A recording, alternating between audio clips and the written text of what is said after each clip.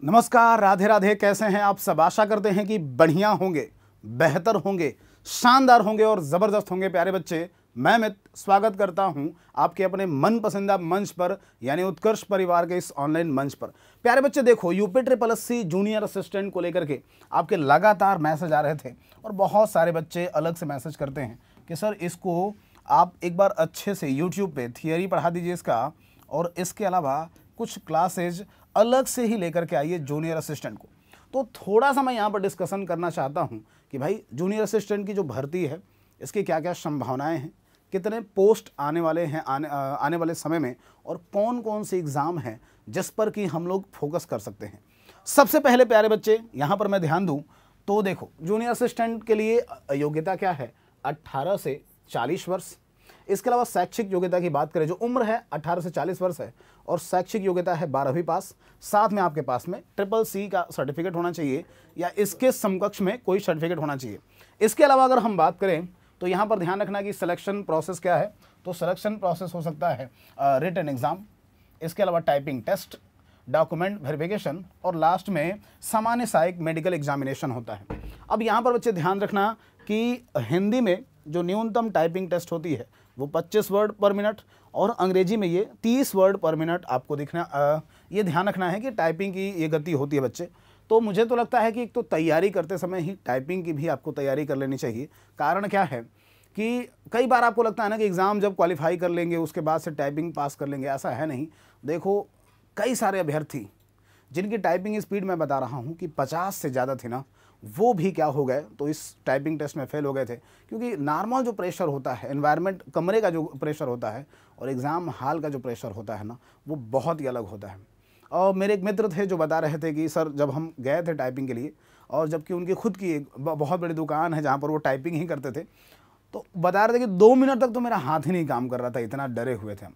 तो मैं आपको सजेस्ट करूँगा कि एक तो इसकी तैयारी करते समय ही आप लोग टाइपिंग की प्रैक्टिस भी कमरे पर करते रहें। अब प्यारे बच्चे यहाँ पर देखो, इसके अगर हम सिलेबस की चर्चा कर लें कि UP triple SC junior assistant का एग्जाम पैटर्न क्या है। देखो, सब्जेक्ट में ध्यान रखना, हिंदी के आपको प्रश्न मिलेंगे कितने? 30। रीजनिंग के प्रश्न मिलेंगे 15, जिसको कि आप जनरल इंटेलिजेंस टेस्ट के नाम से जानते हैं। सामान्य ज्ञान के 20 प्रश्न मिलने वाले हैं, और कंप्यूटर और उससे संबंधित जो इन्फॉर्मेशन टेक्नोलॉजी है इसके 15 प्रश्न, और 20 प्रश्न मिलने वाले हैं क्या? यूपी जीके के। यानी कुल जो प्रश्न हैं वो कितने होंगे? 100। देखो बच्चे, हिंदी के बढ़िया मॉडरेट लेवल के प्रश्न आए थे अगर हम लास्ट एग्जाम में देखें तब। रीजनिंग के भी आपको मॉडरेट स्तर के ही पेपर में प्रश्न देखने को मिला। जनरल इन्फॉर्मेशन, सामान्य ज्ञान को हम कह सकते हैं कि सामान्य ज्ञान में बहुत कठिन प्रश्न तो नहीं थे, पर हाँ इतने आसान भी नहीं थे, इसलिए आप इसको भी थोड़ा सा ध्यान देते रहिएगा। दूसरी तरफ अगर बात करें कंप्यूटर और इन्फॉर्मेशन टेक्नोलॉजी की, तो इसमें इन्फॉर्मेशन टेक्नोलॉजी की आजकल मुख्य भूमिका है।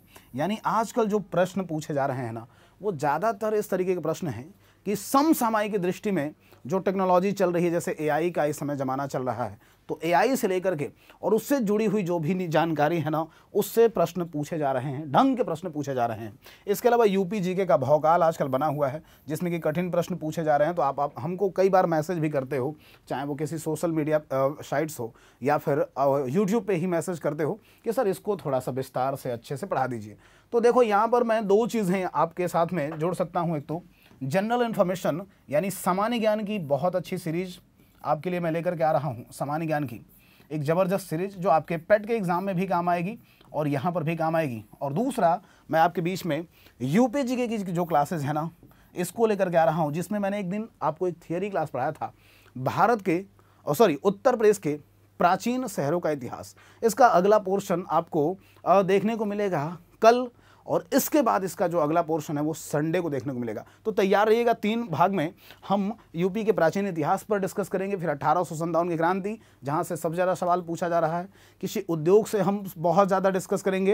एयरपोर्ट से सवाल बन रहे हैं, तो एयरपोर्ट को भी अच्छे से डिस्कस करेंगे। किसी जगह पर जहाँ पर कि कोई विशिष्ट चीज़ है, कोई शिक्षण संस्थान है, उससे सवाल बन रहे हैं। तो जितने टॉपिक जो हमने हाल फिलहाल के परीक्षाओं में देखा है और यूपी ट्रिपल एससी का जो बदलता परिवेश है, उस हिसाब से जो मुझे महत्वपूर्ण लगा है उसकी तैयारी को लेकर के बढ़िया क्लासेज आपके बीच में, थियरी क्लासेज आपकी डिमांड पर लेकर के आने वाला हूं। तो इसकी जिम्मेदारी मेरी रहती है, मैं आपसे वादा करता हूं कि इसमें अच्छे स्तर के प्रश्न करवाऊंगा भी और पूरी कोशिश करूंगा कि आपको इस क्लास का फायदा मिले। साथ में प्यारे बच्चे, हिंदी की क्लासेज आप देखोगे तो हमारी यूट्यूब चैनल पर चल ही रही है लगातार। हाँ, कंप्यूटर की क्लासेज नहीं चल रही हैं, कोशिश करेंगे कंप्यूटर की कुछ क्लासेज लगवा दें। और इसके अलावा बच्चे ध्यान रखो कि यहाँ पर आप रेगुलर प्रैक्टिस के अलावा आपको खुद से भी जो चीज़ें समझ में आ रही है ना, उसकी किताबें, जितनी महत्वपूर्ण किताबें हों उसको आप लगातार पढ़ते रहो। अब देखो 5512 जो पोस्ट है ना, उसको 29 तारीख को उसका पेपर होना है, 29 जून को उसका पेपर होना है। तब तक मैं कह रहा हूँ इस पे इतने प्रैक्टिस करवा देंगे, इतने थियरी क्लासेस करवा देंगे कि आपके जो काम है वो बन जाएगा निश्चित रूप से, है ना। अब देखो भाई, इसके अलावा ध्यान रखना कि इसमें सिलेबस अगर देख पा रहे हो तुम हिंदी में, जैसे कि सिलेबस में तो हिंदी भाषा के सामान्य ज्ञान, इसके अलावा समझ और लेखन की जो योग्यता है, इसके परीक्षण हेतु प्रश्न पूछे जा रहे हैं। और देखो, यह प्रश्न पत्र लिख रहा है कि माध्यमिक शिक्षा परिषद यूपी के इंटरमीडिएट परीक्षा के स्तर का होगा। इसी तरीके से भाग 2 में सामान्य बुद्धि परीक्षण में रीजनिंग में आप देखोगे तो जैसे कि अनुदेशों को समझना, संबंधों को, समानताओं को, असंगतों को, इन सब का पता लगाना, निष्कर्ष निकालना, इस प्रकार की बौद्धिक क्रियाओं पर चर्चा हो रही है।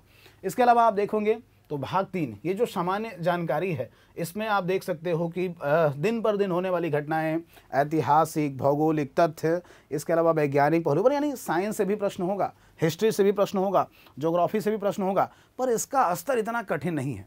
ये हम लोग कंप्लीट कर लेंगे निश्चित रूप से।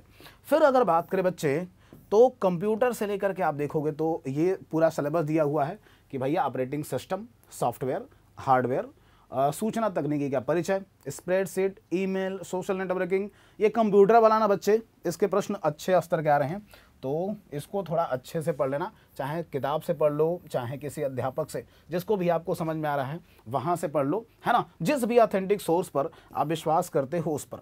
इसी तरीके से बच्चे भाग 5 में आप देखोगे तो यूपी से संबंधित जानकारी मिल रही है, और ये हमने बताया है कि ये हमारी जिम्मेदारी है। तो आप मन लगा करके, जो भी इधर बीच में क्लास लेकर के आ रहा हूँ, आपसे मैं उम्मीद करूंगा कि उसको मन लगा करके पढ़ें।